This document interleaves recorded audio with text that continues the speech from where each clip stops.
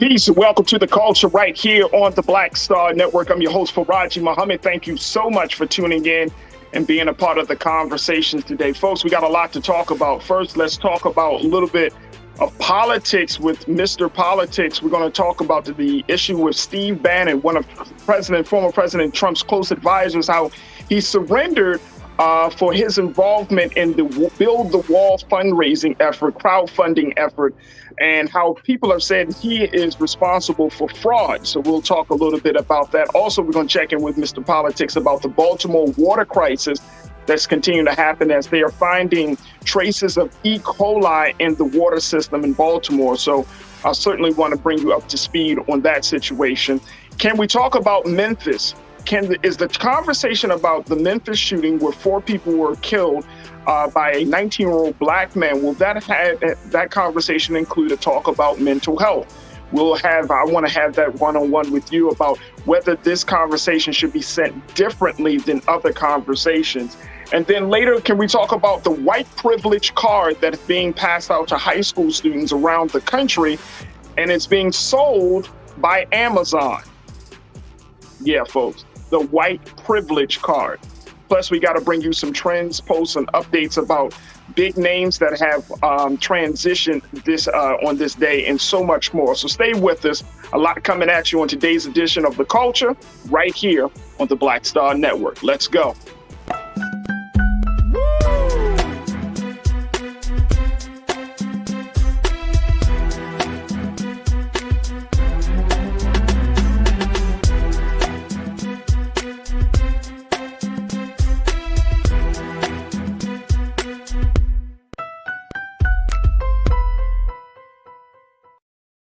Folks, welcome to the culture here on the Black Star Network. Thank you so much for tuning in and being a part of the conversations. Big shout out to my online culture crew. So many of you are checking in, and I'm loving the new voices, the new faces, and people just reaching out to me. So thank you for your continued support. Speaking of support, make sure y'all support us here at Black Star Network. We're going to big things. Yesterday, we announced that the Black Star was going to has now gotten the media rights to HBCU college games, along with our partner Urban Star Network. So there's a lot that's happening. And so that's why we are always asking for your continued support. So many of you have already given, but for those who haven't, you can check out our website at blackstarnetwork.com. Again, that website address is blackstarnetwork.com. Support us through all of those platforms, and most importantly, continue to do the great work of supporting Black media that tells our story and pleads our case like no one else. So thank you for the support as of right now. Folks, let's jump right into it, as we are having a number of big conversations that we want to have with our Thursday guest, Mr. Hassan, Mr. Politics Giordano, who serves as the owner and founder of DMV Daily Media Group. He's always bringing us up to speed on a number of issues. And the big one that we wanted to kick off the discussions with is about this ongoing Baltimore water crisis. So let me welcome my brother into the space here. Mr. Politics, how are you, dear bro? I'm just right. How you doing, Brother Farajii? I'm good, man. I'm good. I see you got that Ravens. I know we round the corner from that one. So Sunday, baby. We take on our old quarterback, Joe Flacco in New York on 9/11. Right, there it is. September 11th. It's happening. It's happening. But first and foremost, on a more serious note, in Baltimore, there's a lot of talk nationally, and I'm sure you've seen this and you know what the discussion has been about with this water crisis. We talked about Jackson, but Baltimore is having its own water crisis that is slowly getting some attention, but it has not fully gotten the same amount of attention as we've seen in Jackson, where now there is a water advisory because traces of E. coli is being found into the system, the water system in the city. Let me share with you a little bit of what the mayor of Baltimore, Mayor Brandon Scott, had to say this. Check this out, folks. Yeah, Baltimore city officials, and Keenan, let's throw this one up on the board there, where Baltimore city officials have continued searching for the source of an E. coli contamination of tap water today after a boil water advisory was lifted for a portion of the city. 3 sites tested positive for contamination over Labor Day weekend, but follow-up testing showed only one positive site remained. According to the mayor, he said this isn't something that can be resolved overnight. We are continuing to test locations throughout the city and the surrounding county, and will continue to do so until the issue is resolved. The boil water advisory remains in effect for parts of West Baltimore from North and South Rigg Avenue to West Franklin Street and East and West Carey Street to Pulaski Avenue, officials said. The advisory south and southwest of Route 40, including a precautionary area in Baltimore County, has been lifted. What's going on now, Hassan? Is this a public health crisis, or is this now turned into a political crisis?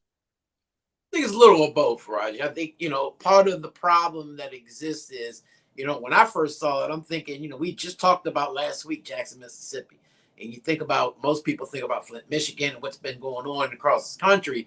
But this is far different from Jackson, Mississippi, and the problems and the erosions. And I think part of what exists is 2 things. And we talked about this last week about the erosions of these water pipes in the system that are underground. So it's very hard. It's not like you can just go change a pipe like you do under your sink and get it done with and put in new pipes. These are underground, so they're very costly. And in many jurisdictions like Baltimore and in Jackson, urban cities that have long been not very cash poor, but very cash poor in many aspects, it's hard to just fix this overnight, right? In Baltimore, in case in point, we've been raising the water bill on residents since Stephanie Rawlins Blake was our mayor back in 2012.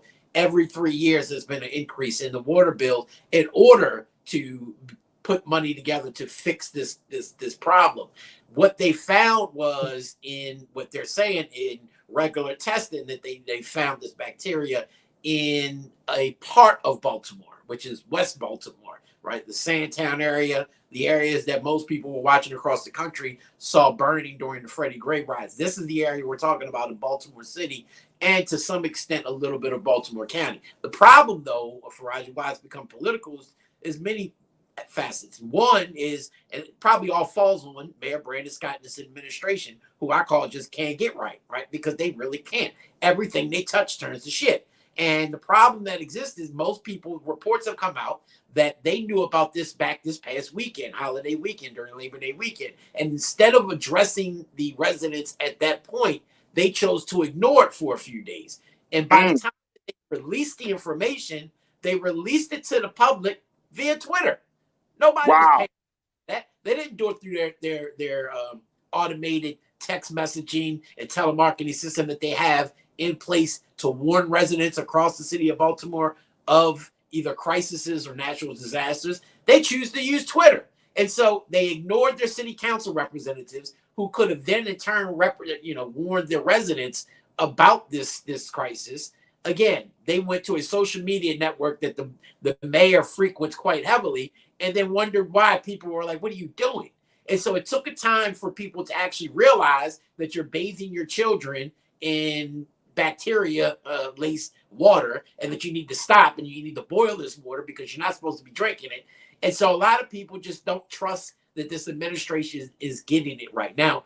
From what they're saying is that we're towards the end part of this, that a lot of the advisory, the boil water advisory that they put out, has been lifted in most of the jurisdictions that have been affected. But even when they rolled out, because many people didn't know, because it was an isolated, what they were calling an isolated incident, nobody knew exactly who was affected. And when they had this supposed to have been an interactive map online that you can see if your residence was affected by this E. coli bacteria, it was for many hours, if not for a good part of at least a day, unworkable. Most people could not get it to work. So you couldn't even determine whether you were actually being affected by this, which caused more people to have to then either go out and buy water or have to continuously boil their own water. And then again, there was no system in place to be able to get water to residents, especially now with so many people struggling financially, get them the outside bottles of water and everything else. It took for outside agencies individuals running for office or elected to office already to work with other outside agencies to bring these resources into the community that the mayor's office should have had on tap and it should have been doing from day one. Wow. Wow. So I'm wondering, Hassan, is there what's the talk around replacing some of the pipes? I know that there was yeah, and you mentioned Stephanie Rawlins Blake. I remember back then there was some discussion about replacing the pipes when the Freddie Gray situation kicked off, right? That you know, as the reason Freddie Gray, and for those who may not know, the reason that the story of Freddie Gray of being killed while in police custody, he was sitting in the back of his van and essentially was beat up and had got his neck broken. He really, while in police custody. But the thing about it was that prior to his encounters or interactions with police, he was exposed to lead, and as a child, and his family was able to win the lawsuit to, as we call it, lead money. He got lead money. And of course that affects how your brain grows. That affects development skills and all of those things. So there was talk about the water then. Has there been anything new? Has there been any new plan? I know the governor has talked, and I'm speaking of the current governor Hogan. There has been something, but I'm not sure. Is there anything concrete that you've been hearing? Not really. I mean, I do have to give credit where credit's due. The administration, starting with the Rawlins Blake administration, into the very brief administration of Catherine Pugh, Jack Young probably worked on it more as mayor, and I'm sure the Scott administration is working on it now in terms of putting together a master plan on fixing the complexity of these pipes. It's not like you can just dig under one street, get to these pipes and fix it. It's an entire city system, right? And so you can imagine the magnitude of fixing such a long running systemic problem that we have in the city and how costly it is. And that's why, you know, regardless, we talk about taxes, and I can't stand them myself, but at some point you have to pay added fees and or taxes in order to pay for things like this. And so, you know, while it was responsible for Stephanie Rawlins Blake to start this, many people disliked her because of it. I think part of the reason she did not run for re-election is because of this and some of the other taxes and fees she brought forth. And of course, she was the mayor during the Freddie Gray riots and just seemed to be aloof at best. But this administration have been trying to address it. Like you said, lead in the pipes has been around since before we were even born, you and I. Right. Farajii. Come on, bro. Right. This is a systemic issue in the city. They've had to shut down the water systems in schools. Schools in Baltimore City no longer have water systems connected to the Baltimore City water, right? So you can't drink out of the water. They can't even drink the water. Absolutely not. They actually are paying for bottled water systems. Right. For it's to be, which is a good thing. But I guess what? They're still washing their hands and faces and things of that sort with that water in the bathrooms. But again, how long? That's a patchwork, and that's been going on for at least over 5 or 6 years now. So they still haven't even addressed that because they haven't even gotten these 18 schools up to par in regards to the water system, which of course was filled with lead. The problem with these E. coli bacteria is nobody seems to know how to test for it. Nobody really believes when this administration, when they say, oh, everything is everything and you're fine and you can drink the water. Most people who weren't even in an affected zone, it was Baltimore, even over here in East Baltimore, would say, I'm not drinking that water. I'm going to drink bottled water, because they don't believe that just because you're saying that we're not affected, that we're not.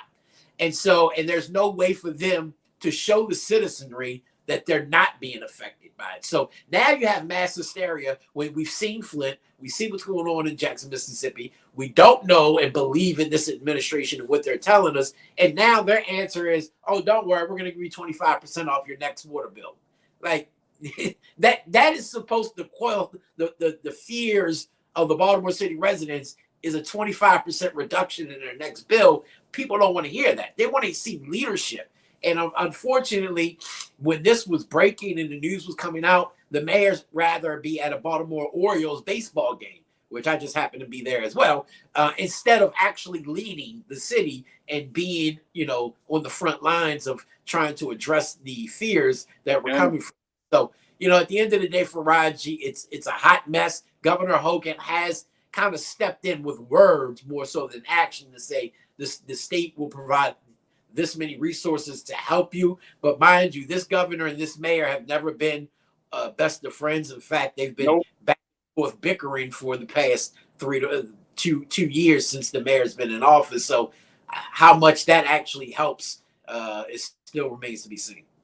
Absolutely. Let me get some comments from our online culture crew. Folks, continue to post your thoughts as we're talking about the Baltimore boil water advisory that's been lifted, that was in effect, that had just been lifted, but there's a real issue of E. coli in the Baltimore water system. All right, Janae, you checked in and said, happy Friday Eve.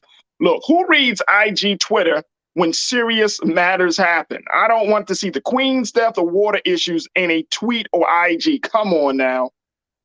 Right. Hey, Hassan, you and I are students of communication. In this day and time, I can kind of see why some administrations would rely on that, because even when administrations stand before, mayors, city council people, or elected officials stand before a podium and do a press conference, most people tune out unless there's a major emergency, right? But how do you find a balance in that when you know that you're getting greater engagement on social media, especially if you're hosting a press conference at noon when people are either still at work, at school, and they're not paying as much attention? How do you engage to get that word out? Well, see, you're talking about engagement. Engagement is great, right? And that is the method for social media and digital media is engagement, education. But in terms of warning of a crisis of this magnitude, right? Yeah. You're trying to tell people, hey, hold on, don't drink the water. There's a problem in place. The first place you go to is media outlets. That was not done. Second place you want to go to is the people who represent them, who have systems in place that can get it out, meaning their city council representative. That wasn't done. Matter of fact, several council people were on media today complaining about the lack of information that they've been receiving from this the Scott administration since they've been in office. The third thing you want to do is Baltimore City has for at least a decade, if not more, a 311 type of telemarketing mass email messaging system in place that they can email and call the citizens through their system to warn them of this. That never happened. So there are other ways of warning. I agree. Twitter is a good way of getting information out as it's coming along, right? Okay. If in case you missed our addresses on all the major net television and radio networks, in case you missed the message from your city council representatives, in case you missed the calls and the text messages we sent you, here is added information about what's going on. I think Twitter is a good use moving forward to show people as they're going along how the process is playing out, what they should be watching out for. But in terms of a mass warning to warn people, no, that is not roll it out. I'm sorry, it just isn't. I hear you. That's a great point. Great point. Mike V, you checked in. Good to hear from you, Mike. You said we have the same issue in Boston as Baltimore. To replace all the pipes in the ground takes 30 years and at close to $1 billion. Project won't be complete until 2032. That is the long term, obviously. That's the long-term plan to replace all these pipes, which is why, Mike, I brought it up that there's been talk about it. But at least what about some sort of alternative? And I know that there are a number of water advocates in Baltimore City. I've worked with some and I'm familiar with others. But at least some alternative to piping, right? Like, okay, you don't have to rip up the ground and come up with this massive 10-year, 20-year strategy. But there's got to be some alternatives, you know what I mean, that maybe other cities have used that Baltimore could possibly use. Is that even an option on the table, Hassan? Yeah, part of it is. I mean, to Mike's point that, under the Rollins Blake administration, they began this. And you're right. It was, I want to say 2025 and maybe as late as 2028 when this completion of this project is supposed to be complete in terms of fixing the water systems in Baltimore City. But it takes a lot of time, money, energy, and work. You got to put in work. You can't just be a showboat kind of elected representative. And I think that's part of the problem that this administration has been having. A lot of people feel like One, they call him this kid, which, Brandon Scott is a good friend of mine. I've known him since he actually has been a kid. He's a grown man now. He's young, but nonetheless, he's still a grown man. It kills me when people call him that. But unfortunately, that's how people view him. As here's this kid who's really just running around as the mascot of the city, going to these press conferences. They don't see the work being done. I know the work is being done, but the problem is when the masses of the public don't see it, you have a huge problem, especially when the majority of his senior administration in 2 years, Farajii, has already left. It's been a mass exodus. Matter of fact, one of his deputy mayors that he brought in from, I want to say, Ohio, has just left and resigned abruptly last week after being suspended for a week due to his inappropriate behavior with women in the workplace and having already through over half a dozen staffers in a matter of a year and a half.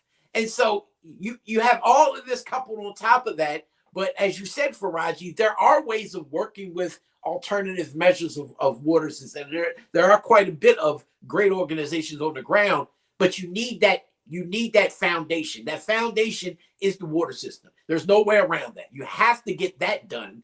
But while you're doing that, there are ways, and Mayor Jack Young was probably the best in working with this and has passed legislation while he was mayor in order to not only lower water bills processes, but also put in a water quality of life legislation that passed that, unfortunately, I can't speak to the details of it right now because it was a couple years ago, but it was a very good piece of legislation that worked with these groups that you're talking about in order to have an alternative to the water problems and crises that we see in the city of Baltimore. So they're working towards that. Yeah.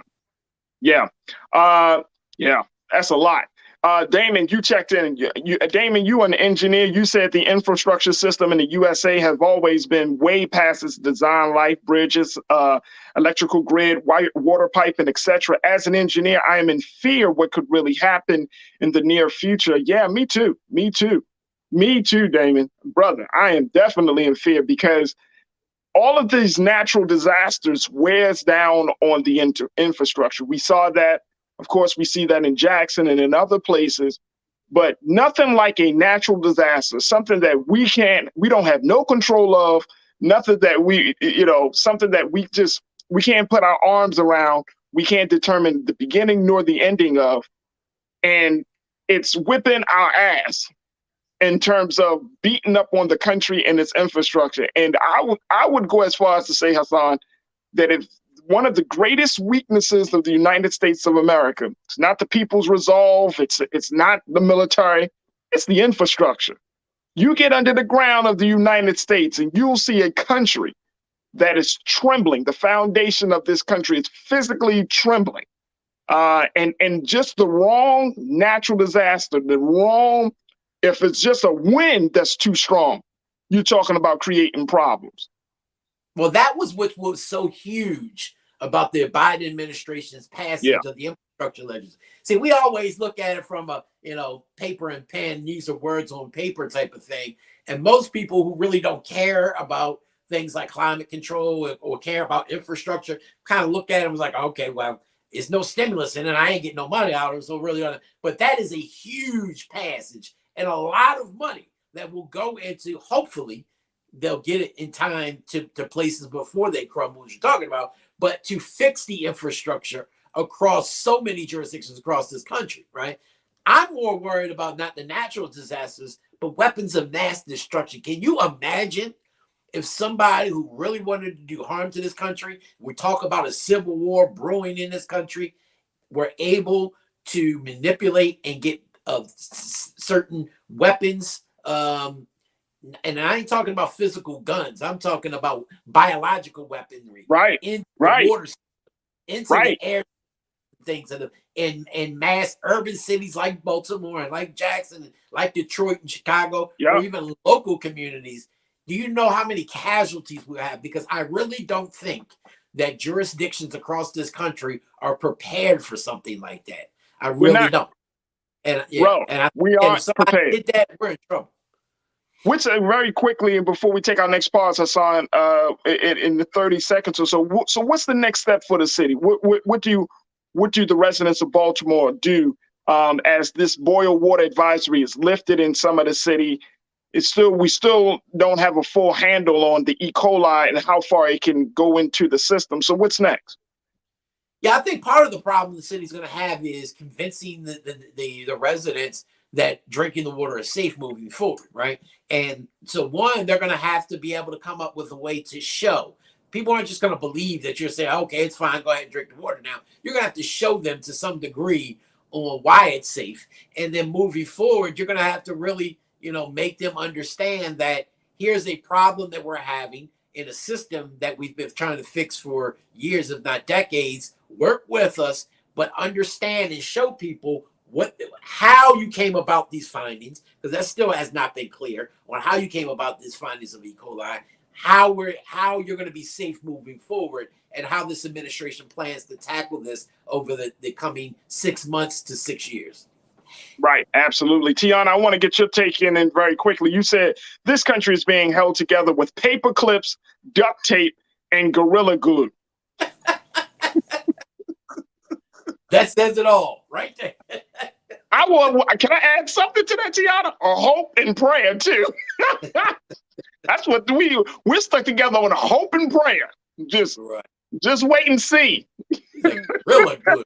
All right, look, we got to take a quick pause. When we come back, more conversations with Mr. Politics. Let's give it the latest updates around former Trump aide Steve Bannon, how he has officially surrendered in New York City for the Build the Wall fundraising crowdfunding effort that President Trump kicked off, and how it put Steve Bannon and others in hot water because they're saying, you know what, that was a fraud. We'll have that conversation. And then later on, if the Republicans lose in the midterm, is Trump to blame? I'm going to ask a man, Mr. Politics, who worked with Republicans before, will he be to blame? We'll have that discussion. So stay with us. That's all coming up in the next 30 of The Culture right here on the Black Star Network.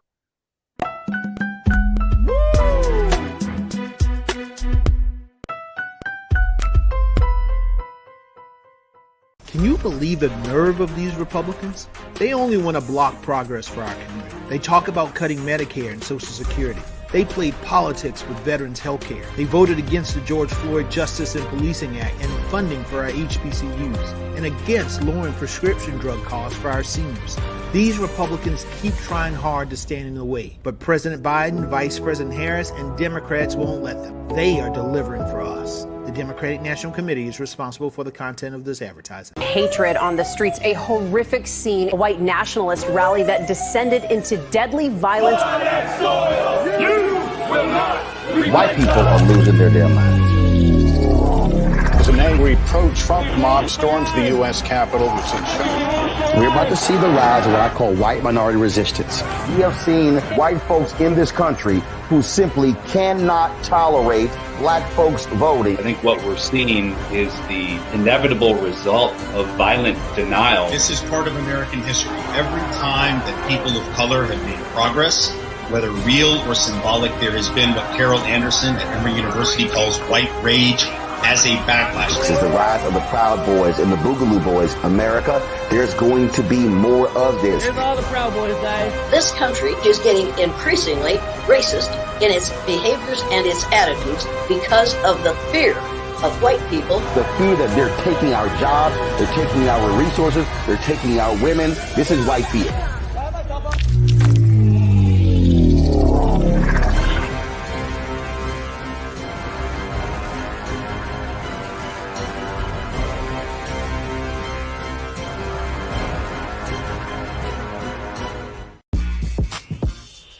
When we invest in ourselves, our glow, our vision, our vibe, we all shine.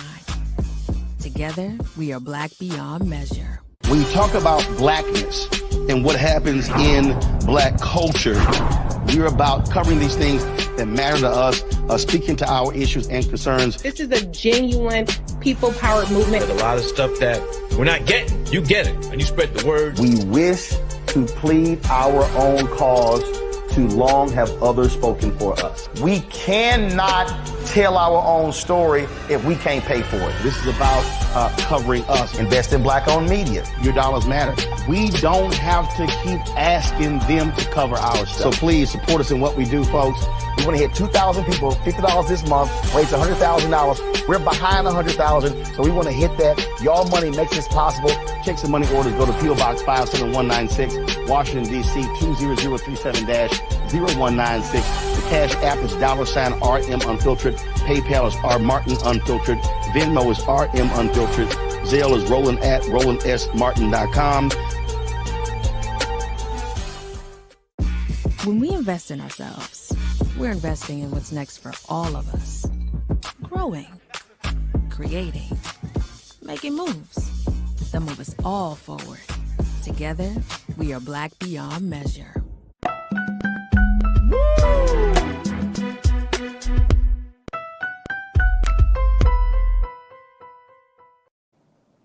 All right, folks, welcome to the show. Former President Donald Trump's aide, Steve Bannon, has pled not guilty in New York today to state charges of money laundering, conspiracy, and fraud relating to an alleged online scheme to raise money for the effort of building a wall on the southern U.S. border. Now, these charges are based on the same conduct that he was charged in the federal prosecution in 2020 that simply said that he and others alleged that they had defrauded donors in that border wall scheme and situation. And so now the white supremacist Steve Bannon says he's not guilty. Well, folks, he has relied on the power and the influence of President Trump, who had once pardoned him, but presidential pardons do not apply in state investigations. So we will see. Now, he came into court handcuffed. He was flanked by officers, according to the reports. But it is going to be interesting to see, folks, how the Trump camp and Republicans are going to respond to this onslaught of misappropriation and mishandling of people's funds. I want to bring back our political analyst, Hassan, Mr. Politics Giordano, for this part of the conversation as well. Hassan, this is your man, right? Steve Bannon? Yeah, right. That's your home. No, I'm just joking, folks. I'm just joking. Hassan is not. No. But this is up Hassan's alley. He loves talking about the cronies of Trump. But what do you make of this, Hassan? Because this is a situation where he surrendered today. He pled not guilty, but he issued a statement on late Tuesday, in part calling the indictment phony charges. And of course, he's going to politicize it. And nothing more than a partisan political weaponization of the criminal justice system. Come on, Steve. Well, first, before I get into that, because I know I'm going to forget, but before we do, long live the Queen. Queen Elizabeth II died today, of course, at age 96. Absolutely. The world passed away, 96 years old, man. Longest monarch, matriarch that served. Absolutely. And 70 years of leadership. She came in when she was 25 years old. I mean, wow. You know, Britain, of course, just got a new prime minister. Hey, man, look, all I know is that's going to be a BBC special. Yes. Oh, for the next 2-3 months, if not 2-3 years, I'm telling you. And she I don't know what her approval ratings were, recently, but I presume they were pretty high. Yes, very high. I think the last time I checked, they were at like 78% and 82%. Like, she has always been, and not only just in Britain, but across the world, right? Whoa. Very, very classy individual. It's going to be interesting to see how Britain moves forward. That. But back to our story. Steve Bannon and Donald Trump are the gifts that keep on giving, right? Like, you cannot script a better apprentice show or television show as you can with these two, right? They're just, hilarious, if not for the fact that they ripped these people off for $15+ million, right? What they're reporting is $15 million. I've heard that it was north of $20 to $25 million, which was the real total that was given. Because we're talking about one online system of fundraising They had started this with multiple online. Of course, Donald Trump came in with this, build the wall. But build the wall was a conservative mantra before Donald Trump became president. This was always something from a right-wing playbook. He just kind of capitalized off of it. And Steve Bannon saw the financial opportunity in it. And so he got a couple of his little minions to put this online fundraising tool together to bring in this type of money. Now, mind you, on the website, it specifically said that all of the proceeds, not portions, but all of it would go to build the wall. And that's where they're running into problems. Had they put on their online fundraising mechanism that portions of it would go to building the wall or whatever, then I don't think that we would have seen the level of charges that we saw either from the federal side or the state side. The reason why the state is coming in is because basically President Trump circumvented the law. He thought that as president, he can do what he wants. And so by giving a pardon to Steve Bannon during a trial, which basically took him out of federal purview in terms of getting convicted, then that allowed for the state to come after. Now, mind you, had they have convicted Steve Bannon in federal court or even found him not guilty, the state would not have been able to bring these charges. But because President Trump pardoned him during trial, right, before he left office, that allowed the state to bring these charges. And again, like you said, pardons from the federal side does not relate to state charges. So it kind of is a catch-22. And he can huff and puff and try to blow the fake wall down all he wants. But at the end of the day, he's getting convicted. Don't get that twisted. So I mean, I'm always it's always interesting to see how, the narratives around the people around Trump, how that continues to happen. I mean, you got a lot of key players around Trump. Steve Bannon, Stephen Miller, his longtime advisors. I mean, his fixer. These people are going through these things, and it's like, even William Barr. I mean, like Steve Bannon said when he was walking through the court, he said, "This is what happens in the last days of a dying regime. They will never shut me up. They'll have to kill me first. I have not yet begun to fight." Right. I mean, he still has access to, he does his show. I think he has like a podcast or radio show. He still has a number of people that tune into him, that listen to him about, shaping their political views on things. Like, how do you shut a man like this up?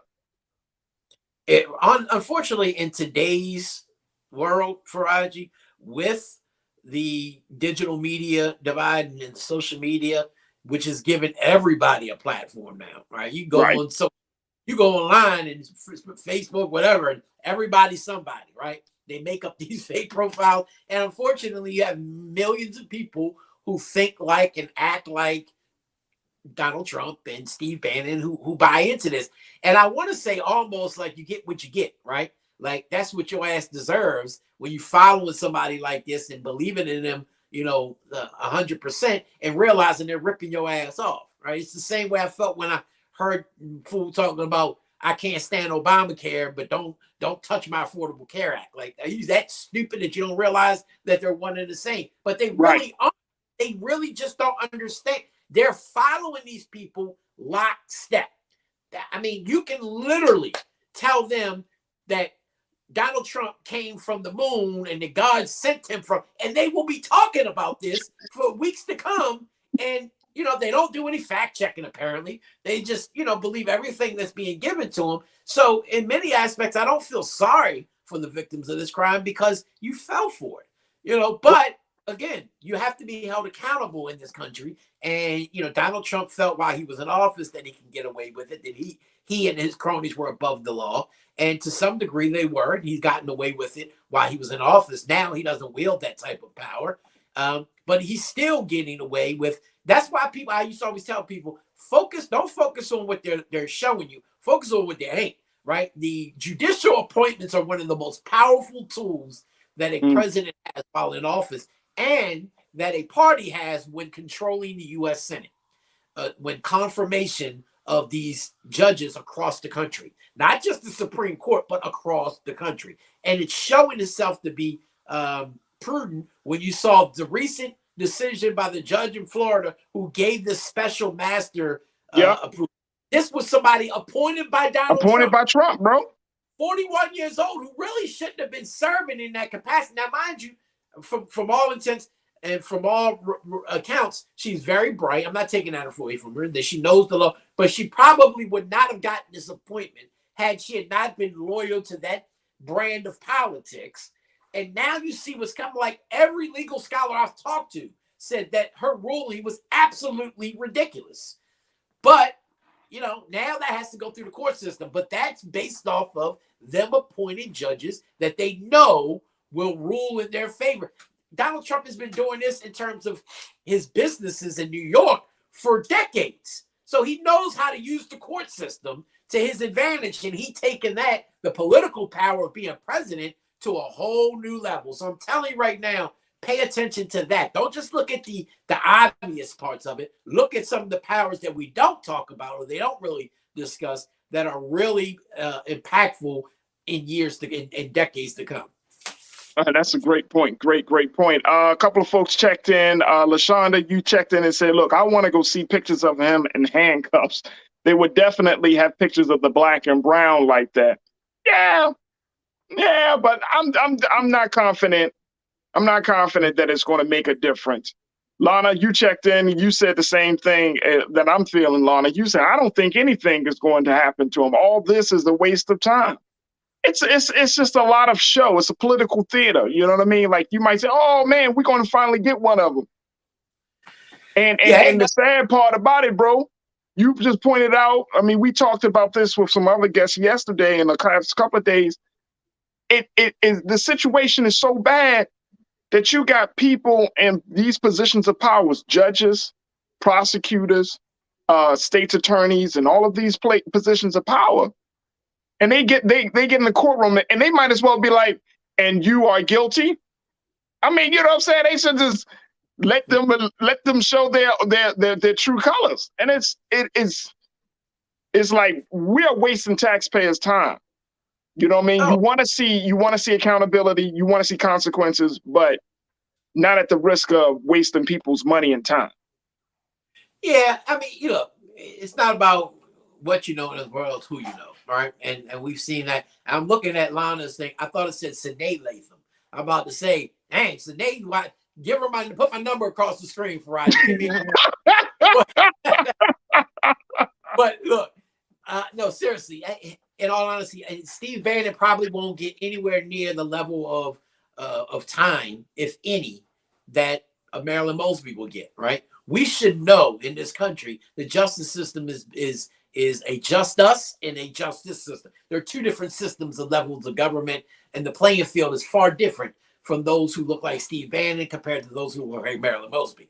Right? But there are also two different levels of crimes, and so I think part of the crime that Steve Bannon and even to some degree Donald Trump and his acolytes you're seeing is a Democratic ploy and really a political ploy to look and try to kind of pump up the Democratic Party ahead of the midterm elections. That part of that is true.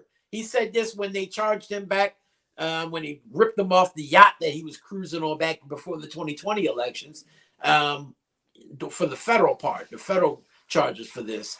That came in August, right before the 2020 midterms as well, right? So we're talking about politics being played in a lot of this as well. But don't get it twisted. When charges like this are being filed in the federal court system and the state court systems, don't think that these judges and these prosecutors aren't actually doing their job. That these prosecutors want a conviction. Whether they're going to get it is a whole nother, circumstance, whether that's going to actually happen. Right. But again, you got to make a charge, and they brought the charges. They've been investigating him and Donald Trump, the Trump organization, who's been charged as well, and other crimes, not convicted to this, not related to this. But you're going to start seeing these charges, and not all of it is politics. Now the question is, will they have enough? Because when you don't have witnesses that help out, a lot of their people who are around this won't actually take the stand against these individuals, then it's really hard to bring forth the conviction. So, Yeah, we got to wait and see. absolutely. As we wrap up our conversations with you, Hassan, I'm wondering, I read a new op-ed by Mr. Ross Baker, who's an opinion columnist for USA Today. He put it out there: if Republicans don't regain the Senate, there's one person to blame, Donald Trump. He said, in normal times, there's a procedure for vetting GOP candidates for the Senate. Its purpose is to identify promising candidates and provide them with the resources to run a successful campaign. However, in these unnormal or these crazier times, we're seeing a different slew of candidates. We're seeing a much more uncontrolled influence of Trump. Do you agree with this assertion that if the Republicans lose and they're saying Mitch McConnell and others are like, that we may not be able to grab the Congress as much as we thought a couple of months ago? If the Republicans lose, that it's Donald Trump, or is it because of other issues? No, it's absolutely not. Look, Donald Trump is to blame for the craziness we see today across this country in the Republican Party as the catalyst to these right-wing nuts being able to show who they really are and be okay with it because their president is as nutty as they are. So the racism and the, make America great again and that whole dog whistle, that he's the catalyst for that, and he is to blame for that. But the voters are the ones who are to blame for the extremism that we see in candidates in the GOP across the country that win in these primaries. Donald Trump wasn't the Donald Trump that we know today in 2008 and 2010, when right-wing individuals like Christine O'Donnell in Delaware won, ended up losing to Joe Biden, but they won in Nevada, and we saw these Tea Party activists pop up, these right-wing extremists. We forget that, the right-wing sweep of the House in 2010. People like Dan Cox in Maryland, John Gibbs in Michigan, Herschel Walker in Georgia, and Doug Mastriani in Pennsylvania are a part of a process known as a gerrymandered districts across this country that have packed in these right-wing Republicans in these districts and these left-wing leftists in these districts. And that's why you get this, because you have a party system in place that allows for their party extremists to come out and put these people in and elect them during primaries. The problem with that process is those individuals now have to go to the general electorate, right? A more moderate, independent, and sometimes left-leaning electorate, and now make that case in November. And so when you talk about these statewide positions, no, they're not going to have a chance in hell of winning positions to come November 8th. But in more congressional districts, especially, right-wing, right? Yeah, absolutely. And so I think they're going to easily take back the House. But the Senate is a different story, because when you're running in the Senate, you're running statewide. And so you're not running in a district that is filled with like-minded individuals coming out to vote. There's people that you have, and that's why we talked about this with the Alaska election, right? We saw Sarah Palin fail because of the system of voting that they had. Right? Yeah. That system of voting, ranked choice voting, allowed for a more fair process, that you can't just be a candidate that goes to the extreme left or the extreme right, because you need those second and third choice votes down the line. So you have to appeal to other constituency bases that may not think and act like you do. And that is really what the government is. And what it's all about. Yeah. Final point, Hassan, on a whole different note. Lamar Jackson. MVP. MVP this year. MVP this year. Contract. No, wait, hold on, bro. Yo, hold on. Look, I've been keeping up with the talks, right? And I'm like, yo, he's saying that he wants a guaranteed contract like Deshaun Watson. The Ravens saying, hold up, let's talk about it. They haven't made an agreement yet. And folks around the country, around the league, sports analysts in and outside of the league saying, look, you not having an agent is why this situation may not be going the way you want it. Even though he put the self-imposed Friday deadline, which is tomorrow, he put this deadline out there. I'm reading Joe Buck. He just said he thinks it's a mistake that he said, I think when you get involved as a player, whether it's baseball, football, hockey, NBA, whatever it is, and you're the one hearing your downfalls, and you're the one hearing the criticism from the team, whether they're hanging it over your head, he said that's why you have to have an agent in the room. Absolutely. Because he believes that, he put it out there, he said he believes that this deal would have been done if there was an agent in the room. What's your take? What do you think, Lamar? You think how this thing gonna play out, bro? It would have been done. It would have been done last year sometime. But Lamar decided, remember at first his mother was the agent, right? And then that kind of stepped back, and now he has become the go-to agent for himself. And mind you, look, I understand you don't want to pay this agent this type of money, and that, but there's a flip side to that. As Joe Buck just said, you now have to sit in these negotiation tables and hear the negative side of the, right? Because not everything in your mind is, oh, I'm this great player and I got these stats. Okay, well, let's talk about that. You also missed time the end of the year last year due to injury that cost us in and a postseason, right? Right. You don't want to talk about that. If he was serious about wanting this contract, he would not play this Sunday. Matter of fact, he wouldn't play until a contract gets done. Because if from a negotiation standpoint, why in the world would I go out and play on Sunday with a $25 million contract, not knowing what my future is? Because if I get hurt, now I have no leverage for the team, right? How am I going to go to you hurt and say, well, I want a maxed out contract? They're like, man, please, man, go sit down. You know what I mean? And an agent would have told him that. Look, if you don't like the contract that they're offering you, fine, but don't play. Sit down on the bench, take the booze, do whatever you got to do. We'll get this done. And once the Ravens go through 2 or 3 games and realize they can't win without him, trust me, that maxed out Deshaun Watson deal, you'll get millions more than that because they're going to know they need you. But on the flip side of that, if they win the next 11 games without you, then you might be going to Cleveland yourself or somewhere else to play here, right? I mean, I think the Ravens understand that Lamar Jackson is the Baltimore Ravens at this point. He is the cornerstone of our team. I love watching. But they're not stupid enough to want to shell out a guaranteed contract for a mobile quarterback that we've seen through the years is not something that's sustainable long term. Smart business. And Lamar has to understand that and be able to deal with that moving forward. Otherwise, he'll be playing under the franchise tag next year. But trust and believe, Baltimore ain't getting rid of him. I can tell you that right now. How much you think based on the current market, what Russell Wilson was paid, Deshaun was paid. Deshaun's, and I think we can say Deshaun's contract was like an outlier in that, you know what I'm saying? Like even what Tom Brady is paid and all of these other, how much would you say reasonably is a good number for a talent like Lamar Jackson? Deshaun Watson's contract messed up the entire. Messed it up. Thank you, sir. Thank you. Messed it all up. Cleveland should have. Come on now. Messed it up. Yeah, that sets the market standard. And the problem is Deshaun's not even worth that amount of money. Hell no. That's what they were thinking about. Hell no. And I ain't even look, this is I'm talking about talent. I'm talking about his on the field. I'm not even talking about this other stuff.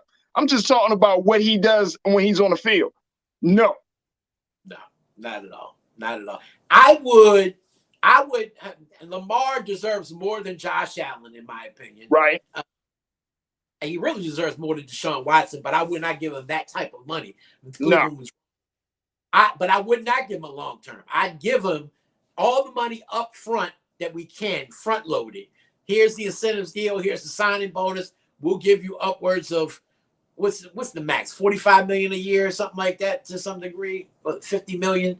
You know, I would give him front load it and say, this is what we're going to give you in incentives, signing bonus, all that. But I would not give him a long-term contract because we saw what Joe Flacco did on a long-term contract. Oh, brother, please. Who sent us to the Super Bowl and never produced after, right? Right. And we had to eat that moving forward. We could not get talent on either side of the field, defense or offense, because all that money was going to Joe. And so they know, the Ravens organization knows this. They know they were burnt by this just from their last quarterback. So they're not going to be willing to go in. And Lamar has to understand that.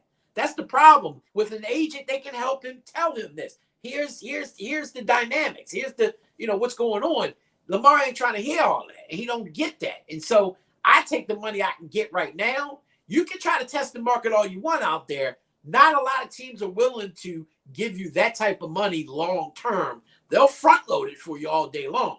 But the question is going to be, how much are you willing to commit to stay in Baltimore as opposed to how much money bank do you want right away? Hey, look.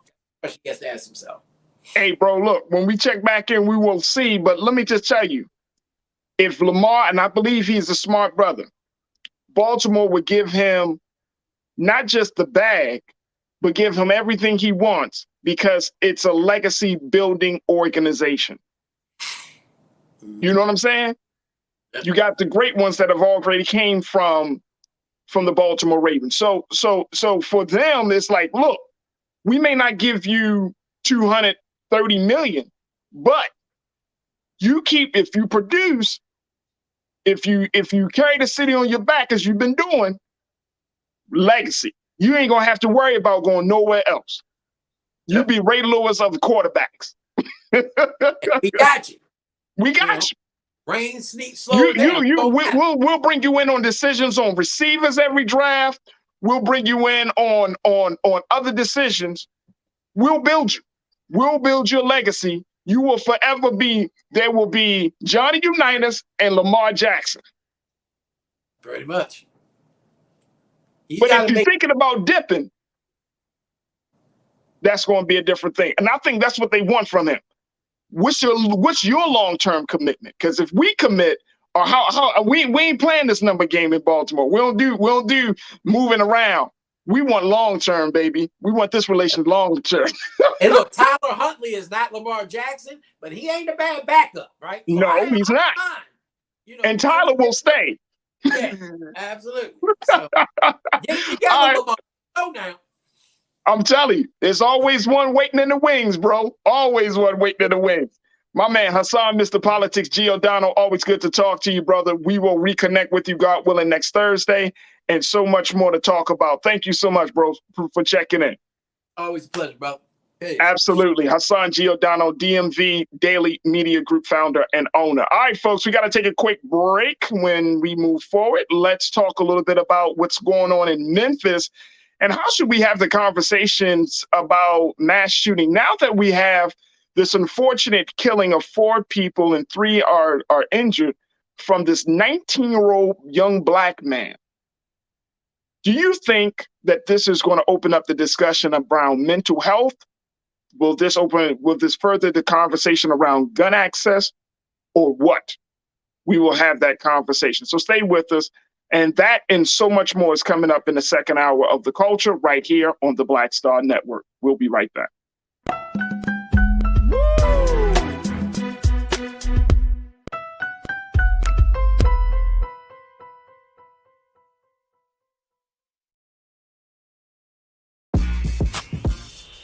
When we invest in ourselves, our glow, our vision, our vibe, we all shine. Together, we are black beyond measure. Pull up a chair, take your seat. The Black Tape with me, Dr. Greg Carr, here on the Black Star Network. Every week, we'll take a deeper dive into the world we're living in.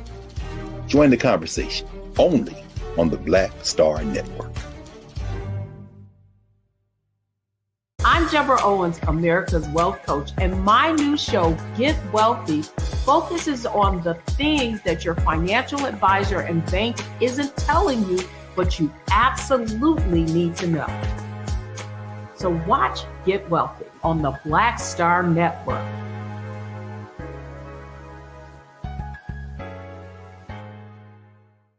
Hi, Hi, I'm Dr. Jackie Hood Martin, and I have a question for you. Ever feel as if your life is teetering and the weight and pressure of the world is consistently on your shoulders? Well, let me tell you, living a balanced life isn't easy. Join me each Tuesday on Black Star Network for A Balanced Life with Dr. Jackie.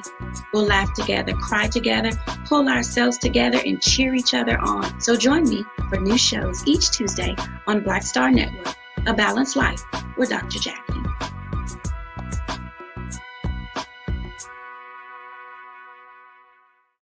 When we invest in ourselves, we all shine. Together, we are Black beyond measure.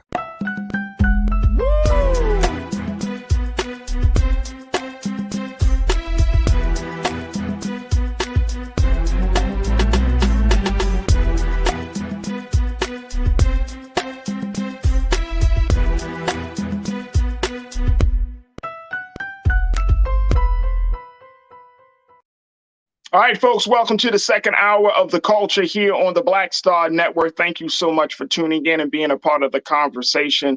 Wanted to have a couple of different conversations with you this afternoon. The first being around the shooting, the unfortunate shooting that happened in Memphis yesterday, folks. And our hearts and prayers go out to the families of the victims of that horrific shooting.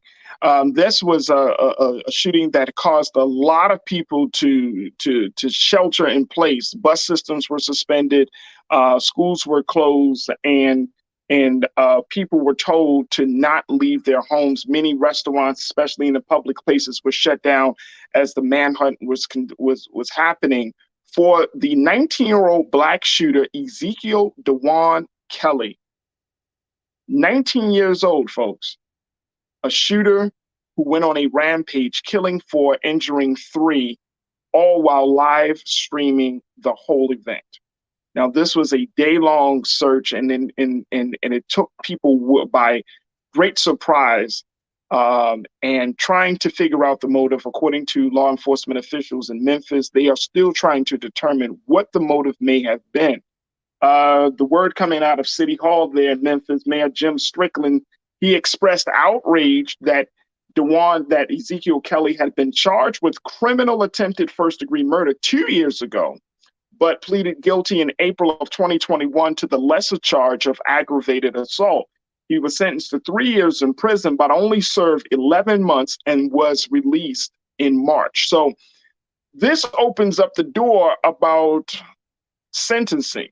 There's a couple of things I wanted to have this conversation with you about, folks, and I want you as my culture crew to join me in this and share your thoughts as we talk about this. But one is, does this change the conversation about mass shooters? Now, we often have seen, based on history, and this is not just some broad generalization, but just based on history, mass shooters are generally not young Black males. But this is one of those cases where it doesn't simply fit into that category. So you have a 19-year-old young Black man who decides to go on a killing spree. Motive is still unknown. He went to prison before, and there he is, folks, Ezekiel DeJuan Kelly. He went to prison before for another killing, but he didn't serve the full time. What do we make of this as a community, as a people? How should we have the conversation about this? And is there concern that we might start seeing now more young Black men who may lash out in this very violent way? I want you to post your comments on our Facebook page, on our YouTube page, and let me know what your thoughts are around this situation of Ezekiel DeJuan Kelly, especially if you're in the Memphis area. You know, you can share your thoughts and you know, tell us what's been happening there on the scene. I want to get your thoughts. And looking at this, the first thing that came to my mind, folks, is that one, that there's always been two reasons for the gun or mass shooting conversation. One is that it's an access to guns. The second one is mental health. We've had this discussion before. But I really am wondering if any of those things will apply. How will this story be told about Ezekiel DeJuan Kelly?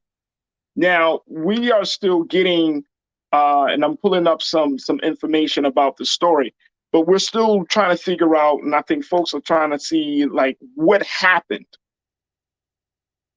in Ezekiel that forced him to go into a space like this. What happened? Folks, join me in the discussion. Janelle, you checked in. Good to hear from you, Janelle. You said 11 months only. What type of screening is done before parole? Right. Right. He killed somebody. First-degree murder. First-degree murder. The mayor said, he said, I'm angry for the victims. I'm angry that our citizens had to shelter in place for their own safety until the suspect was caught. This is no way for us to live, and this is not acceptable. So yeah, 11 months. He's done this before. And I wonder, you know, Janelle, I wonder, and I'm sure this probably crossed your mind, if those advocates of making sure that Black men stay out of prison and that we don't criminalize Black men, which I totally understand, but what do you say in a case like this?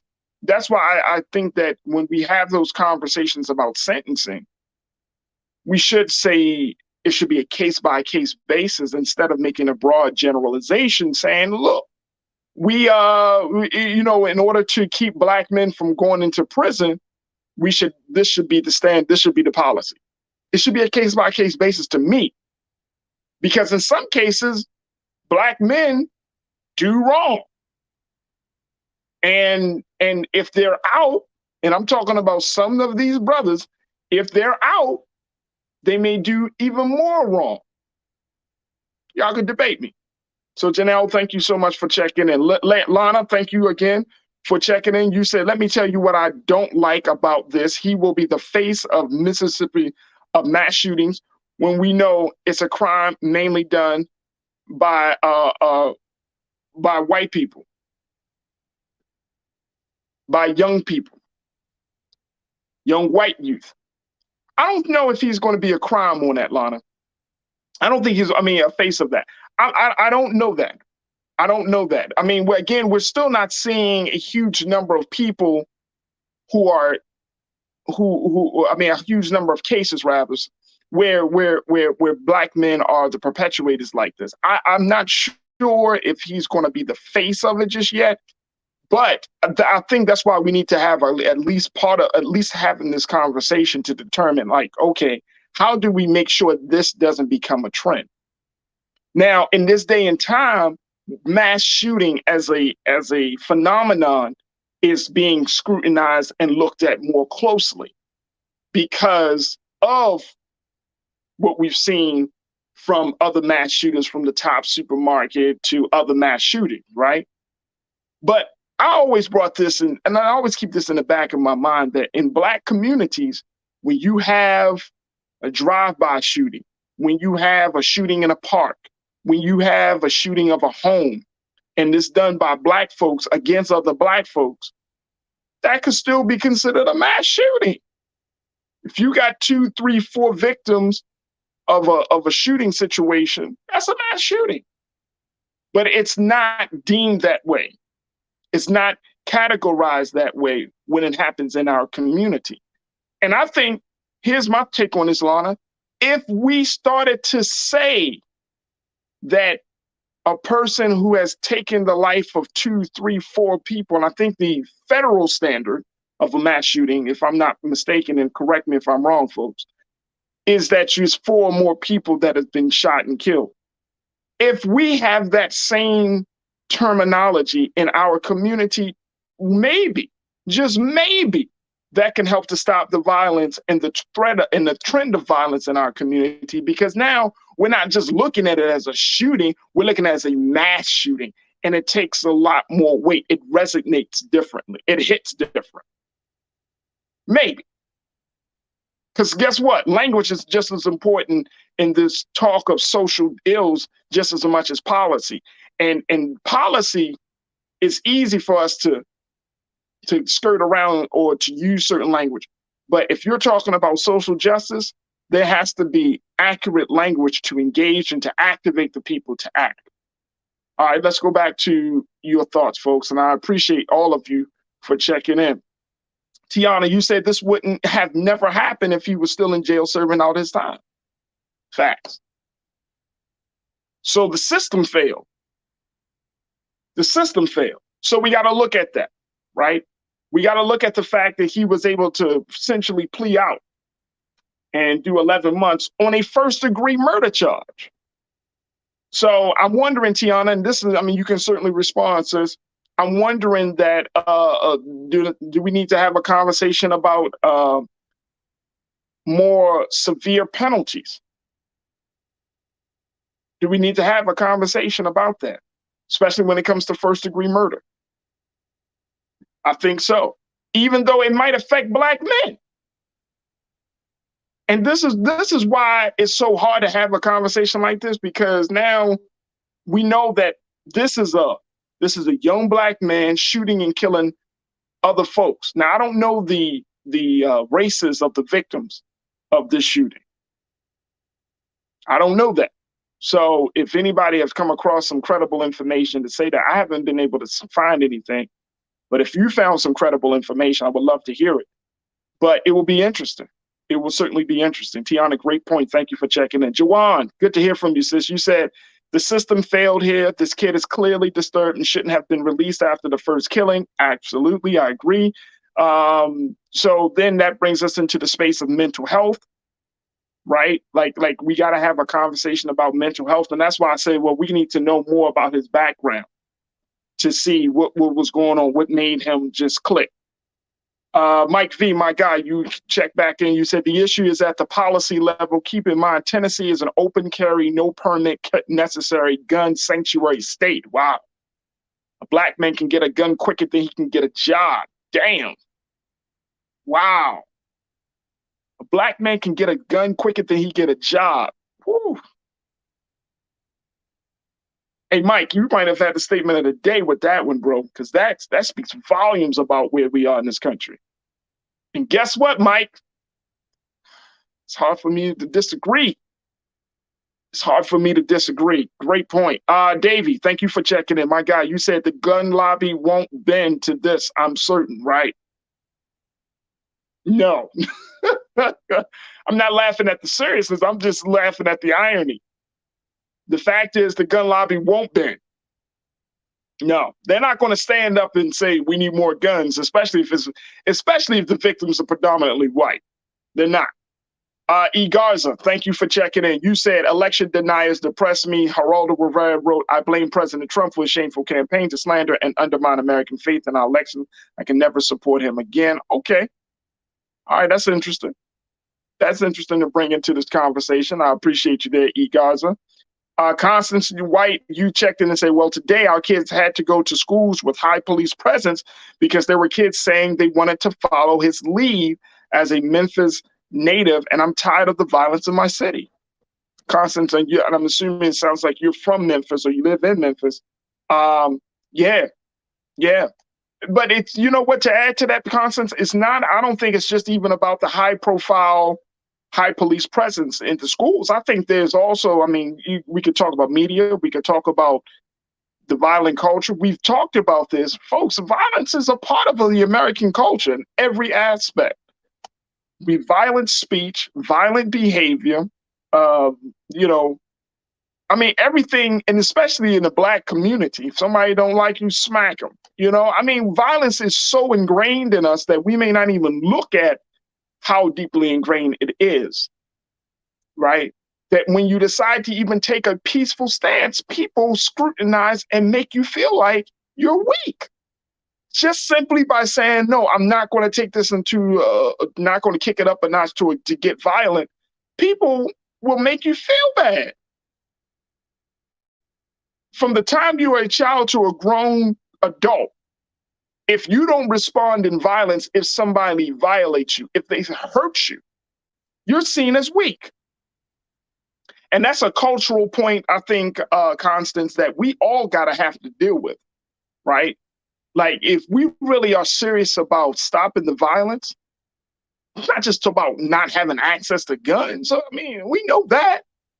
But what about the violent speech? What about the attitude that we have around violence and how we treat one another, how a child handles how we handle conflict with one another? I mean, it runs deep. It runs very deep. So, Constance, that's a great point. Latoya, you checked in. Good to hear from you, Latoya. I'm glad to hear from some new voices as well. You said, Memphis is my hometown. We've always had problems with gun violence, but we've never had someone just indiscriminately going around and shooting random people before. This is on a whole new level. Yeah, I would agree. I would agree. If we start to see a trend, Latoya, of black men becoming mass shooters, oh my God, could you imagine that happening? Could you imagine that? I really couldn't. That would put all black men in a state of crisis. You know what I mean? And I can only imagine while they were doing this manhunt, and we don't know this because I don't live in Memphis, right? But if they were looking for this man in a certain neighborhood, I know that there was a shooting in Baltimore.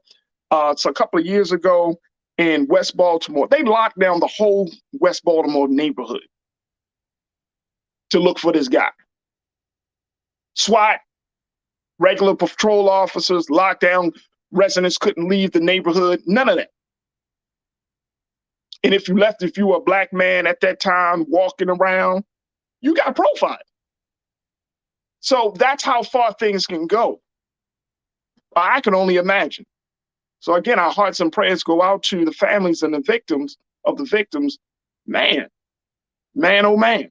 Let's go to Brianna Bluford. Brianna, you checked in and said they did to us what if I said they made me do it because of the impression that they caused because of the racist talk in other races. Yeah. Yeah. Again, I don't know the victim's race. It would be interesting. And then I'm not saying it makes a difference at all. I'm just making a point as to what was the motive, trying to get an understanding. Is it a racially motivated situation? Was it a random situation? Like, what was your motive? Gregory Harris, you said the system fails us all. And this young man, and I use that term loosely, deserves to be locked away for the entirety of his life, but the system also failed him. Yeah. Yeah. I don't know what we should expect from the system in this case. Let me just add that. In this case, what should we expect from the system, right? How should we handle the conversation about it? Should we be, what's the best word to describe this, folks? Because something like this is easy for us to say, don't blame black men. You know, like, black men need to, like, we don't need any more black men in prison, along that sentiment. I think many of you understand what I'm trying to say. So should we take that stance? Or should we be like, you know what, he's wrong, throw the book at him. He took life, throw the book at him. He killed indiscriminately, throw the book at him. Like, how should we be? How should we handle this? Should we defend him? Should we defend him? Because I've seen that also. That a man or woman, a black man, a black woman, they go out, they violate the law, they take life, but we still defend them because we say, oh, well, they had a mental health issue. Oh, well, this happened to them when they were a child. Should we defend them? It's hard. It's hard. I don't want to see black people in prison, but I don't want to keep seeing black people crying either because of other black people. You know what I'm saying? I don't want us to put so much emphasis on trying to keep the integrity of the perpetrator intact, but we lose sight of the real pain of the victim. I hope that makes sense to a lot of you, right? Like, yeah, the perpetrator had issues, but look how they handle their issue. And as a result of their mishandling of the conflict and issues in their life, they took somebody else's life who didn't deserve to die the way they died. So we put more compassion on the perpetrator and give no thought to the victims. And I don't like that. I don't think that's fair, because if it was any one of us, and God forbid that we find ourselves or a family member in that, I know many of one of us, we wouldn't give a damn that somebody who pulled the trigger had a problem. They had, oh my gosh, they had a hard childhood. They didn't grow up with a father in the house, or their mother was on drugs or something. Like, okay, we all have our challenges growing up. We didn't all grow up in the perfect homes, but at the end of the day, you took a human life. You felt like it was justified to take somebody's life who had nothing to do with it. And that's where I personally get upset. Because when I hear those stories, I'm like, okay, but what about the life? So you think you still living? You could still, quote unquote, get some help. The person's life who you took, who didn't deserve to die the way they died from you, their life is over. That testimony has been put to an end. They can't get no more help from you. Hotep, Pan-Africa, you checked in. Good to hear from you. You say peace and blessings, African families. Semantics will not change the perception of acts perpetrated in Black communities versus those in white communities. We are considered expendable, right? The semantics for me, Hotep, was that maybe we need a change in semantics because of the culture that we're in. Maybe if Black folks start saying, man, so-and-so committed another mass shooting, it would resonate for us to stop the violence. That's what I'm putting out there. Maybe if we've said that the street organizations that do damage and harm and taking Black boys and Black girls because of turf wars and gang wars, and call them, if we were to call them domestic terrorists, would that change the conversation? Would that change the culture of Black people? That's what I'm asking. If we change the language, if we just call it a gang shooting, many of us probably just zone out, say, oh, it's a gang shooting. That's fine. But if we say, man, you heard about them domestic terrorists? You hear about those community terrorists? All I'm saying is, will semantics play to our benefit to help us to see and not become so quiet when life is taken in our community? Truth is power. You checked in, my guy. You said we don't put a value on life anymore because of video games, because of the things that we see on TV. They gratify violence, and this young man doesn't take it serious. It's sad. And it's sad. Yeah, it's sad. But again, I'm going back to my original question, truth is power. How should we handle that? We know all the factors. But when a young Black man decides to take the life of 4, 5, 6, 7, 8 people, grandma, auntie, uncle, when he decides to do that, do we blame the video games or do we blame him? Because that's the other part for me. Our community and our culture will never get better until we start to put somebody accountable. I'm tired, and y'all, tell me if I'm there. And we're going to take a quick pause from this for a moment. Woo! But let me tell y'all something. How many of you are tired of putting our shortcomings on something outside of us? I mean, seriously. As if, as grown adults, grown-ass men and women, we don't know the difference between right and wrong. I'm tired. I get it. The system. I get it. The slavery. I get that. I get it. Woo, I get it. But this is 2022. You don't go around shooting and killing people, man. Especially if they are no threat to your livelihood. I don't want to keep hearing that stuff about the system, man. The system has made us. No. Because again, if it happened to us, and ours, either to us personally or within a family member of ours, you would want justice. And what you gonna say? Oh man, the system. No, you would be like, man, their ass needs to go to court, and the court needs to throw the book at them. I mean, we can't run away from this point, folks. I really hope that we don't.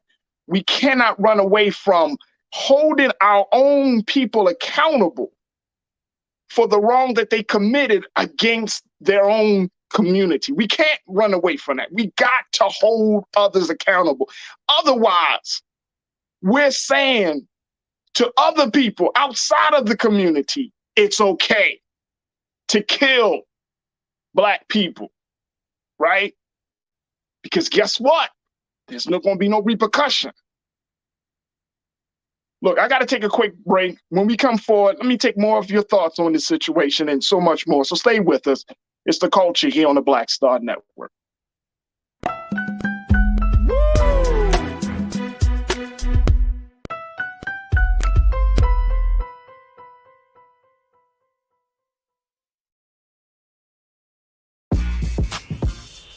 When we invest in ourselves, our glow, our vision, our vibe, we all shine. Together, we are Black beyond measure. Pull up a chair, take your seat. The Black Tape with me, Dr. Greg Carr, here on the Black Star Network. Every week, we'll take a deeper dive into the world we're living in. Join the conversation only on the Black Star Network. I'm Deborah Owens, America's Wealth Coach, and my new show, Get Wealthy, focuses on the things that your financial advisor and bank isn't telling you, but you absolutely need to know. So watch Get Wealthy on the Black Star Network.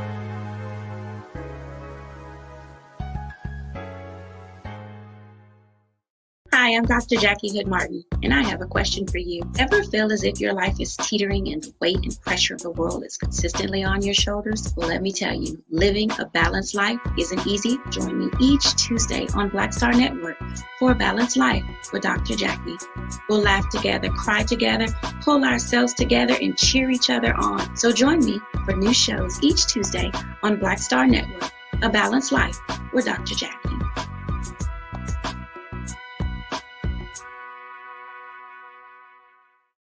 When we invest in ourselves, we all shine. Together, we are Black beyond measure.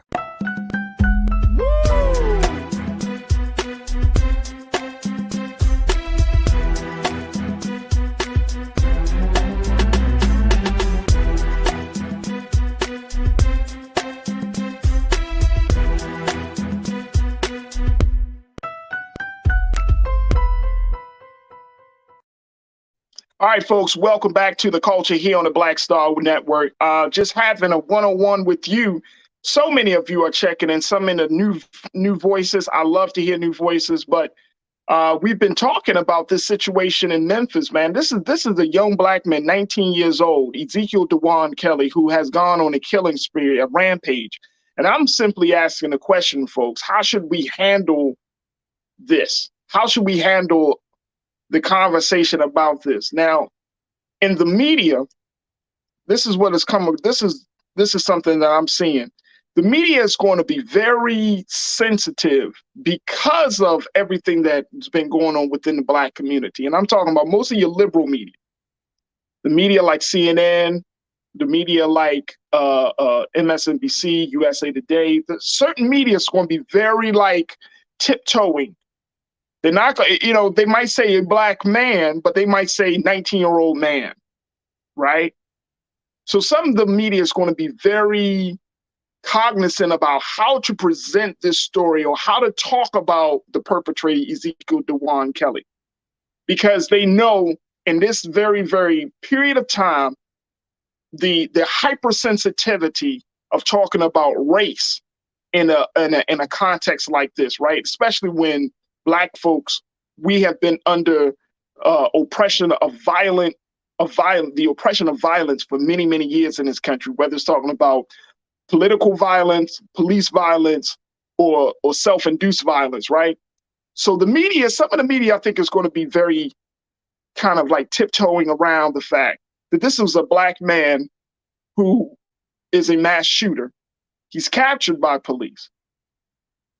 But I don't want us on this network among each other to tiptoe around how we need to have this conversation. I'm going to go back to, y'all remember the DC sniper when you found out that they were black? Y'all remember that? If you lived in the DMV at that time and you found out that this was a older black man and a younger black boy committing these acts of violence against black and white people, you resign. Once you found out, you probably had the same reaction that I did when I found out, and I had to keep it real, folks. I was like, oh shit. The man had his last name Muhammad. Then they try to make the connection to him being a part of the Nation of Islam. I mean, he was inspired, but that teaching is not, we don't teach that, right? So, I mean, they try to make all these correlations. Oh, he's with the Honorable Minister Louis Farrakhan and all that. So they try to make a big thing out of that. My point in bringing that up is that we didn't really provide a level of pushback. You know what I'm saying? And for us, even today, and that was years ago, folks, even today, when we see black people who commit violence in the same manner that we normally see white people, we don't know how to handle it. We don't have a conversation with each other to say, hey, yo, okay, this is new. This is different. One of our watchers here, she said she's from Memphis. She said, this is on a whole new level. A whole new level. But when you have this type of violence, and see, violence doesn't care about your skin color. It don't care about your socioeconomic background, right?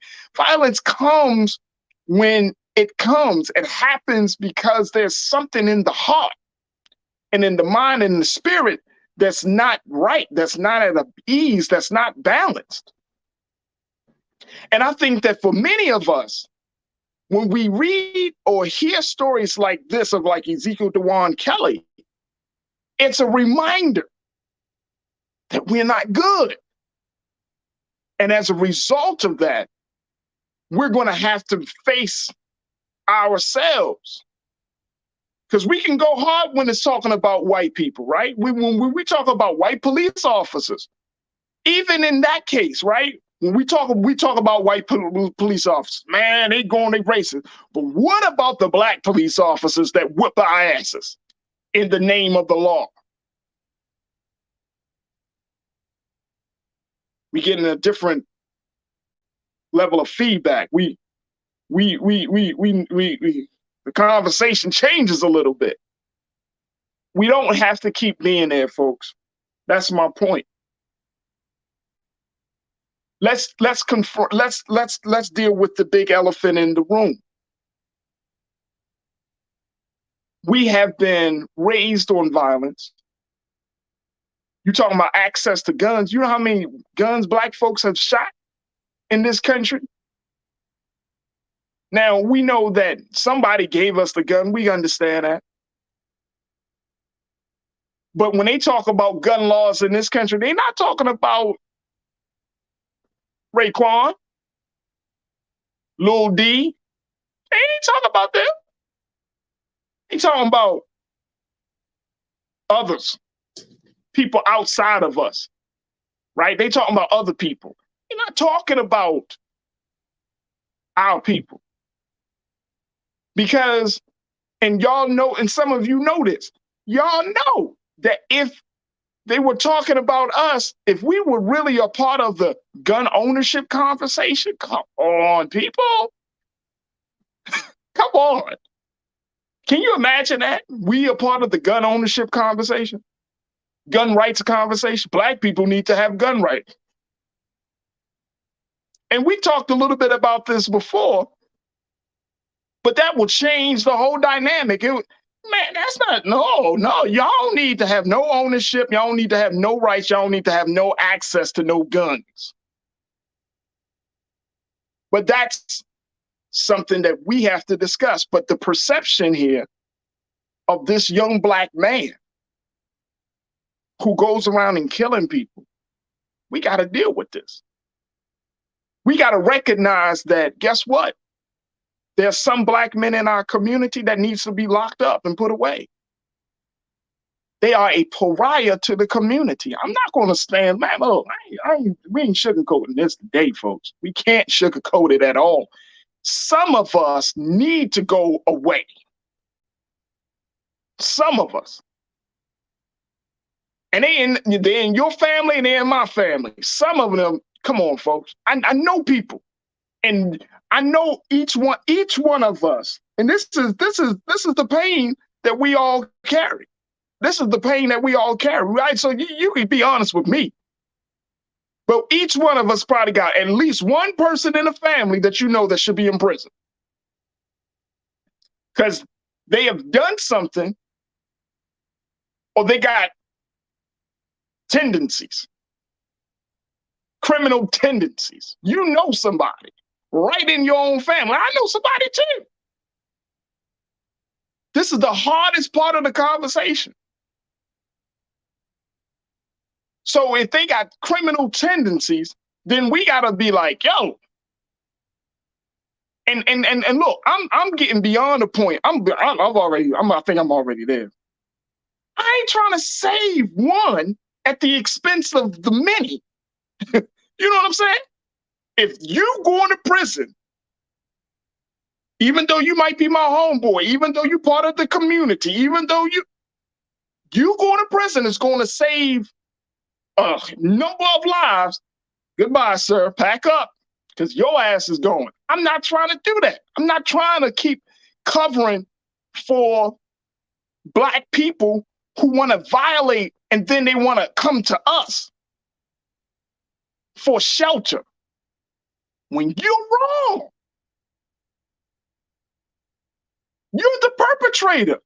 You're the threat. You're the dangerous one.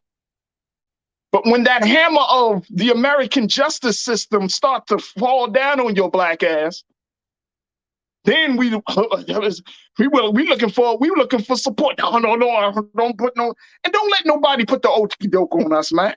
Seriously. Seriously, the community we suffering so much nowadays, man. Last thing we need to be doing is harboring fugitives. I know some of you probably upset at me. I'm like, man, for real, you think that? Yeah, damn right. Damn right, man. We got children. We got babies. We got seniors. Nobody wants to be living in fear for the rest of their life. Now, do we serve them up on a silver platter? No, man. I mean, look, come on, black folk. We've been innovative and creative before. I'm going to just put it that way. Y'all remember, now some of you are older than me, so y'all remember there in some of your major cities, and I could probably name a few of them, places like Cincinnati, Philadelphia, Baltimore, St. Louis, right? Go down to the southern parts.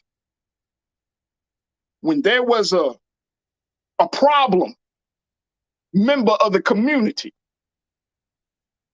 right? There was a group of us that handled that problem with the blessings from the community. Yeah, let's keep it real. And we handled that problem because guess what? We didn't think about the individual, we thought about the collective. And it might be time, and I'm just throwing this out there, family, real talk. I'm just throwing this out there, real talk, man. It might be time for us to reinstitute that level of community policing. We're gonna call it that. To Mike and to Damon and to all of my brothers, y'all understand, right? We might have to implement that community policing again. Because guess what? Your freedom, your way of life, if you come into the neighborhood If you grow up in our neighborhood, if you grow up in our community, and you become a destructive force of the community, we're not going to save you. We're not going to allow you to just continue to be a problem for us at the expense of the children, the elderly, at the expense of other grown men and women who want to have a safe and decent place to live.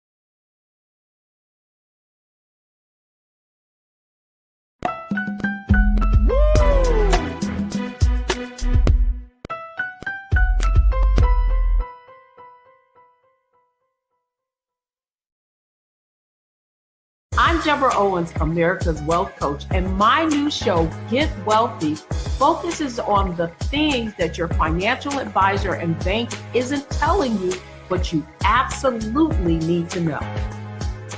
So watch Get Wealthy on the Black Star Network.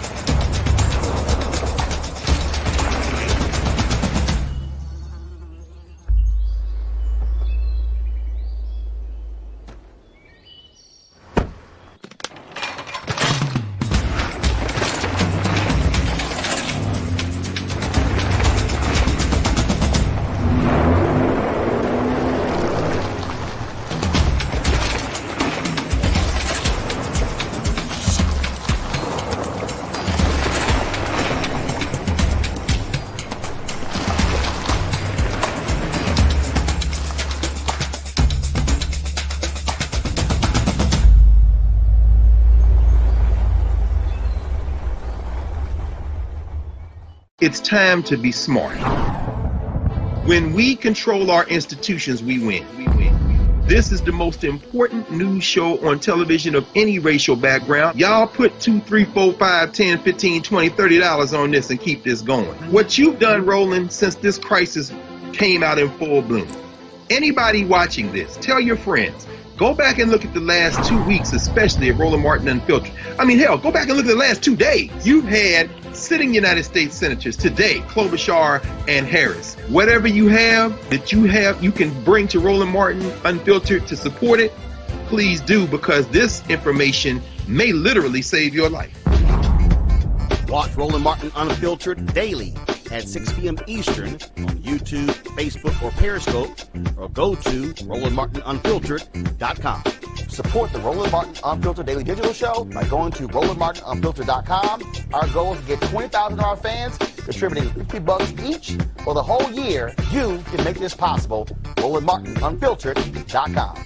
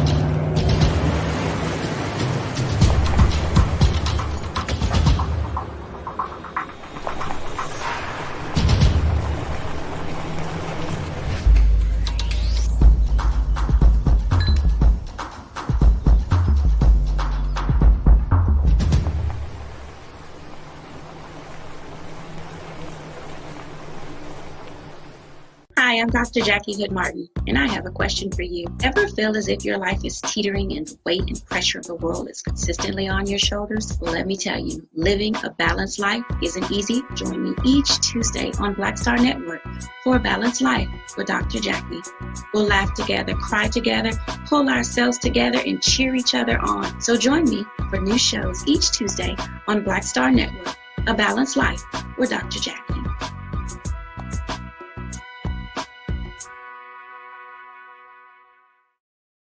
I believe that people our age have lost the ability to focus the discipline on the art of organizing. The challenges, there's so many of them and they're complex, and we need to be moving to address them. But I'm able to say, watch out, Tiffany. I know this road. That is so freaking dope.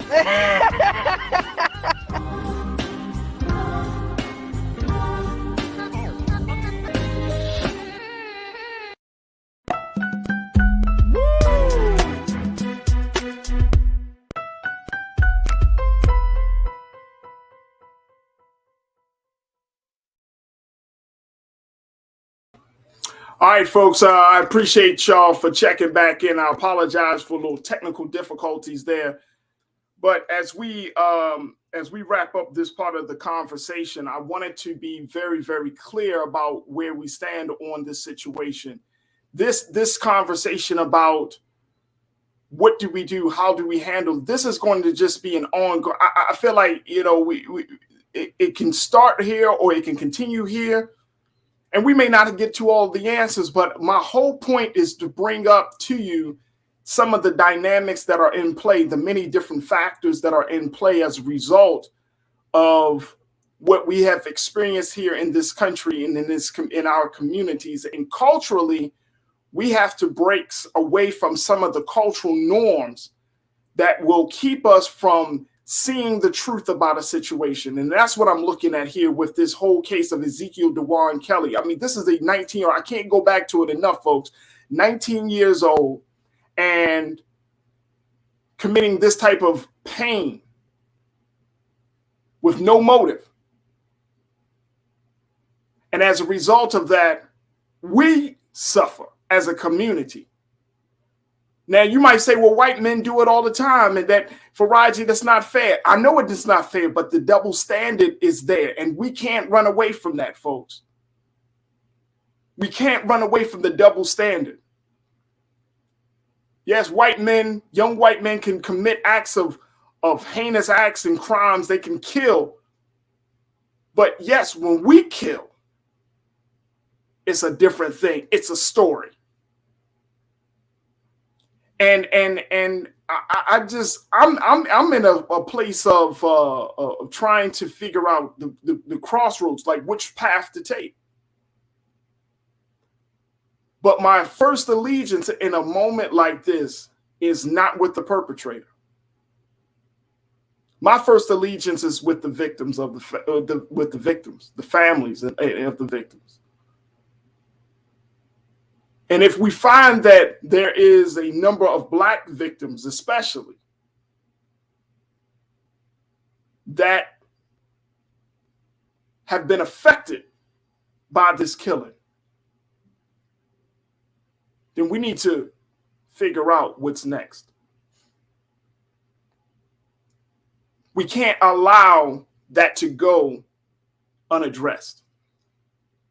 And we certainly can't stand up for the perpetrator and not think about the livelihood of the victims. So it's just a couple of things that we put out there, and I appreciate each and every one of you for joining me in this conversation. But it's something that I hope and pray that we all think about. And I really hope and pray that we don't see more of these circumstances. More Black mass shooters. And we probably, if we got to start using that terminology, it's going to blow me away, folks. I'm serious. It's going to just a Black mass shooter. Wow. So, you know, let us think about these things. Let us figure out what's the best course of action, but more importantly, let us start to see if we can change the culture when it comes to violence in our community, having these conversations, changing the culture about our perception, changing the culture around how we see victims and perpetrators. So much got to be addressed here, folks. So much. So I thank each and every one of you. Again, we apologize for the technical the technical interruption there. But I would love for you to continue the conversation. You can follow me on all of my social media platforms at The Real Farajii on Instagram, Farajii on Twitter, and Farajii Muhammad on Facebook. And let's continue to have the conversation. I know everybody's going to be talking about the Memphis shooter, but I hope and pray that what was said today, what we shared today, it gets you to think deeper about us, deeper about our culture. Because it's time that we need to shift some things. And like I mentioned before the technical interruption, just like I said, there was a time where we had a way in handling certain members of the community that didn't understand the rules and the norms of the community, that didn't have a value for life. We had to deal with that. And let's keep it real. We dealt with that. We dealt with it. If you want to talk about community policing, that starts with the community saying enough is enough, and then we using our intelligence and our resources from each other to come up with a way to stop the crime. We got to get past our fear first, though. We got to get past this stance that, oh, black men need to be coddled. Black men who perpetrate crimes, who violate the law, know exactly what they're doing. Black women do too. So let's not act like they're babies. I didn't know. You knew exactly what you did, what you were going to do, how you were going to do it, and you knew exactly what would happen if you got caught doing it. So you knew what was going to happen. So since you know, then we're going to create a new standard by which you come into the community or how you interact with the community. Don't go to mama. Don't go to auntie. Don't go to grandma now. Because you knew exactly the difference, what you were about to do. You knew right from wrong. So many levels. So many layers to this, folks. I'm telling you. There's so many layers. But let's see how this story continues to unfold. I'm interested to learning more about the motives behind these killings and his thinking. I'm interested to see if folks are going to start talking about mental health in the same way they talk about it with these past mass shootings. I'm interested to see how this thing unfolds, folks. I'm really, really interested. All right, folks, I appreciate each and every one of you. Thank you so much for tuning in. Thank Hassan G. O'Donnell, Mr. Politics, for stepping in on Thursday. Tomorrow, we're going to have another set of great conversations. So, folks, make sure y'all continue to support us here at the Black Star Network. You can find us at blackstarnetwork.com, blackstarnetwork.com, and we will do the great work of giving you quality programming, having the conversations that are most important to you, and we're going to do it in a way that's relevant and keeping it right in tune with the culture. So make sure you support us at blackstarnetwork.com. Stay tuned. Up next at the 6 o'clock Eastern Standard Time is Brother Roland Martin with Roland Martin Unfiltered. As always, never be afraid to challenge what's wrong. Stand for what's right while being yourself in the process. God willing, we'll talk tomorrow for another exciting edition of The Culture right here on the Black Star Network. Peace.